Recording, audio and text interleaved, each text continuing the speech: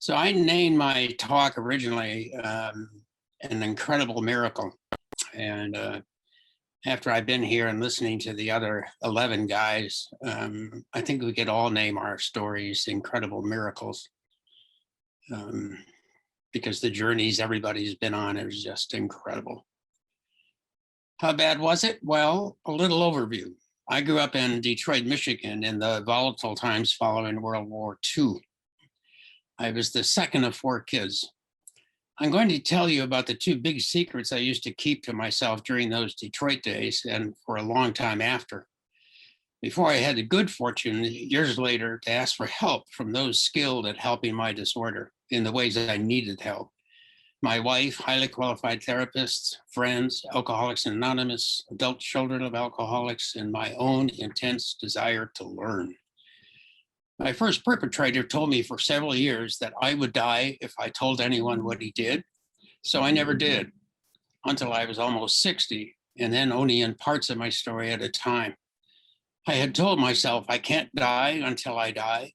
I can't tell until I die. I can't tell until I die. And I believed it. Well, today I'm telling all of you my whole story. But let me talk more about my secret number 1. I have dissociative identity disorder, DID. It used to be called multiple personalities. I have a total of 9 alters, 9 different parts of the same person, me. This came about from the very early and chronic trauma of living with a rageaholic drinking mother, a drunk, absent father, a totally isolated, closed up, incestuous Irish Catholic family. And at 6 years, being a child in an uncle's pedophile pornographic film business, at 11 years old, being in an incestuous cult-like sex group run by another uncle, as well as sex abuse by a neighbor. At 13, being forced to start having more sex with my mother that continued until I left the house. At 14, my priest starts abusing me. And many, many episodes of sex with adult men, with strangers. And the ongoing chronic neglect of my fundamental needs as a child. The neglect was so bad that I read at the 1st grade level in the 6th grade. And by the time I tried a college writing class, I had to take it 3 times before I could pass it. And my parents never noticed I couldn't read or write all along the way. My father was arrested for theft when I was 14, and we had to learn to live on welfare for more than 2 years. And my mother forced me to become even more sexual with her. I had become the husband-father surrogate until I left the house. When I was 18, I was walking down a street in Detroit and started to pass an Air Force recruiting office. I hadn't thought about it before, but it instantly occurred to me that if I joined, I could escape my mother. In 30 minutes, I committed my life to the next 4 years, certainly long enough, I thought, to get the daily terror of my mother out of my system. On the flight to the basic training base in San Antonio, Texas, I experienced the most transformative day of my life. All the years of abuse completely disappeared from my memory. All my abuse memories, all the perpetrators completely gone, a total blank. It's called dissociative amnesia, one of the characteristics of DID. And I can tell you, DID is a very powerful, very frustrating, very complex, very disorienting disorder. Forgetting is the first part of my story, and remembering is the second part. All the memories I forgot returned with a vengeance when I was 55 years old. And for the next few years, all hell broke loose for me. 37 years had passed, and it was the second most transformative day of my life. It was then that the reality of my early life, the memories, started to come out slowly and painfully, and my life started to slide downhill. I was totally overwhelmed. I didn't remember anything for all those years, and then horrific memories start to come over the emotional dam I had built years earlier to keep the memories out. My life realities disappeared. I was in a total panic. I felt that my choices were to give in and hide for the rest of my life, or commit suicide, which stayed front and center in my conscious mind for years, or try with a will to understand what happened and what I could do about it. Only with the support of my wife was I able to move toward the possible help that I could not seek on my own. My mind had melted, and in a matter of weeks, it had gone from sharp and hard charging to something much more like oatmeal. I had very scary hallucinations and many old, distinct smells that I hadn't smelled since I left home. I was never so scared or confused. In a truly incredible story all by itself, almost a miracle, I then found the expert therapist who was to help guide me for the next 18 years. I have a big story over many years and with many abusers. But you know what? My surviving and recovering are much the same as many of you. It isn't so much what was done to us, but how it affected us. Without ever knowing the what in every man's story, the how of recovery has a lot in common. We all have a seat in the same boat. In the years after the memory started to take a clear shape, even with the great therapy, life has been very hard at times, even in good periods. It can be a day by day by day process, and some days it's an inch by inch process. It's a personal journey that moves forward with the help of others who are working for their recovery, like many of you, with friends, therapists, groups, reading and learning constantly. The more I opened up to others, the more I was supported and the more strength I felt. I actually borrowed the great strength and thinking I could see in others because I wanted to be able to do things like they did, because I wanted to be able to think thoughts like they did, because they had healthy ways of thinking and behaving that I wanted to learn to do. It humbled me greatly to realize that I could not do it alone. I could not do it by myself, but realizing that actually saved my life. My self-centered self-reliance was hurting me, not helping me. I needed to find help and then to accept it. I looked at myself and what did I see?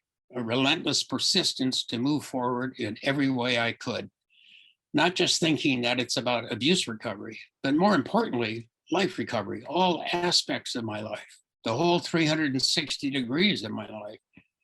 The more I could see the whole of me, the more encouraged and motivated I became, even when I had to see my progress through my own incredible pain. I was a poor academic student, but I wasn't dumb. One day I made a pledge to myself that for every day of the rest of my life in recovery, I would be less ignorant at the end of that day. The more I could learn, the more it would help me.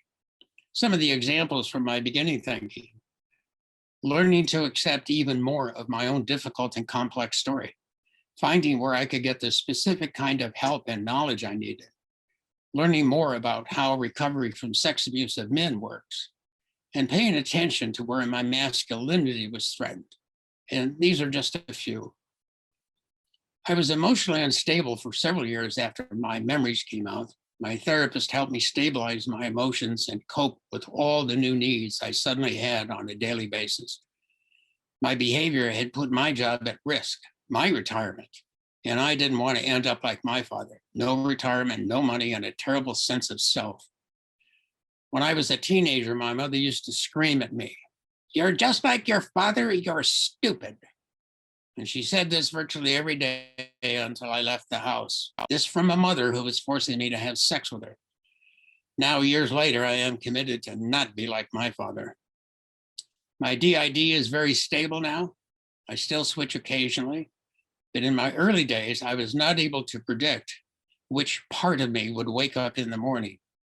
Maybe it would be one of the young children, or a teenager, or my abuse protector, whose name is Observer, or the part that opens up my intelligence, whose name is Performer. I would go to bed almost every night wondering who I was going to be when I woke up. Which one of the 9 will I be today? But it didn't matter because I needed to keep my job and I had to go to work regardless. But once in the office, I would involuntarily switch at any time and another part of me would take over. I could be a smart boss or be found actually hiding, yes, actually hiding under my desk, or wandering around as a scared little boy. I couldn't control it, and it went on every day. Life with DID is very hard on me and hard on those around me who want to understand, love, and support me, like my wife of 46 years. DID is very complicated and creates life contradictions every day. For a long time, pain was present all the time, and I had to learn to create moments, periods of positive self-awareness, doing things I enjoyed. The more I tried to understand my family of origin, the abuse, my alcoholism, my DID, and how they fit together, I realized just how complicated my problem was. But the virtue of this thinking was that I could see my own big picture, and that helped me understand that it wasn't my fault. There wasn't a finish line in sight for me. There was and is only one day at a time. To help myself manage my recovery, I created some recovery tools, thinking of how can I learn and keep myself safe ideas, practical, doable ideas.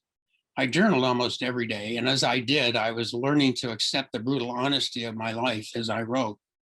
It told me that it was my responsibility to learn to self-manage the process of my own recovery. I learned that I can't wait for recovery to come to me. I had to go get it. The foundations of my toolkit are actions and ways of thinking.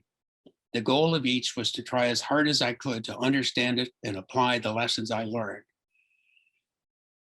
Here are a few. I learned to let go of my end of the family rope. I stopped reacting to them as I had when I was a child. I slowly gave myself over to the therapy process. I had stopped drinking, and I slowly gave myself over to the AA way of thinking and living. I let AA help therapy, and therapy help AA. They combined marvelously. I slowly learned to be brutally honest with myself. I had to learn to listen. I had to learn to ask for help. I had to learn not to take anything about recovery for granted. I had to learn that it takes discipline to manage my self-recovery. Without discipline, I have already learned painfully that I will pay the price of regret. It's either discipline or regret. And I always remember the title of a book my therapist wrote. It's not you, it's what happened to you. My recovery has no perfection in it, no finish line. I have a lot of flaws. I don't have solutions for others. I only have the powerful feeling that I do not want to be defeated in my life by what was done to me.